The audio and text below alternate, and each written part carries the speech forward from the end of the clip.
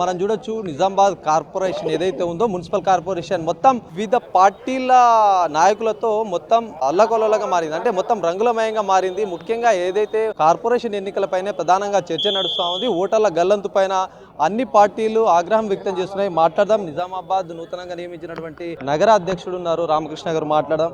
ఏంది పార్టీల అన్నిటికీ మీటింగ్ పెట్టారు ప్రస్తుతం. ఏదైతే చాలా మట్టుకు ఓటర్ల లిస్టు తప్పిదం ఉంది అని ఆగ్రహం వ్యక్తం చేస్తున్నారు. అంటే మొదటగా బీజేపీ పార్టీ చెప్పిన తర్వాతనే కాంగ్రెస్ పార్టీ ముందుకొచ్చి మాట్లాడుతుందని చెప్పి ప్రధానంగా చెప్తున్నారు. మేము సబ్జెక్ట్ మీద అవగాహన చేసుకున్నాం, అవగాహన లేకుండా మాట్లాడలేము. ఓటర్ లిస్టు 413 బూత్లలో ఉన్న ఓటర్ లిస్టు దాదాపు 3,48,000 ఓటర్లని ఖాళీ ఒక 1 అవర్ లో ఎట్లా రెక్టిఫై చేశారు, ఎలా వెరిఫై చేశారు, ఏదో ఇష్యూ చేయాలని చెప్పి మీరు చేయడానికి వచ్చారు. తప్పులున్నమాట వాస్తవమే.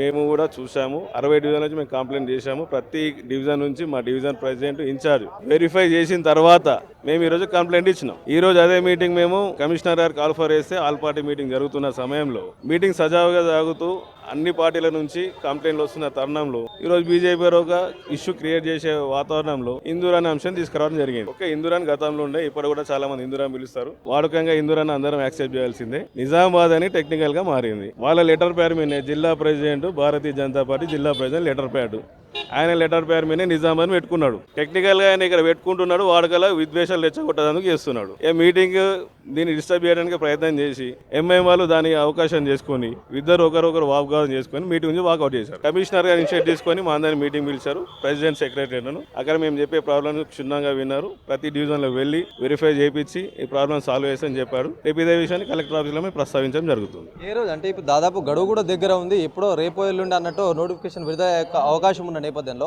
మరి ఇదంతా కొలిక్కే అవకాశం వస్తుందంటారా? జరుగుతుందా సజావుగా?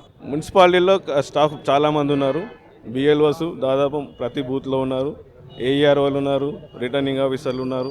వీళ్ళందరూ కలిస్తే చేయాల్సిన విషయం చేస్తారు కూడా. ఒక్క రోజులో ఇంత 50% నుంచి 70% వరకు కరెక్ట్ ఉన్న విషయంలో ఇంకో 30% కరెక్షన్లు ఇంకా 4 రోజులు టైం ఉంది, చేయగలుగుతారు వాళ్ళు. ఇందూరు పైన మీ స్టాండ్ ఏంటి అసలు? ఇప్పుడు వాళ్ళు మొదటి నుంచే ఇందూరుగా మారుతాం, రేపు పొద్దున కార్పొరేషన్ గెలిస్తే ఖచ్చితంగా పేరే మారుస్తామని చెప్పి వాళ్ళు చెప్తున్నారు.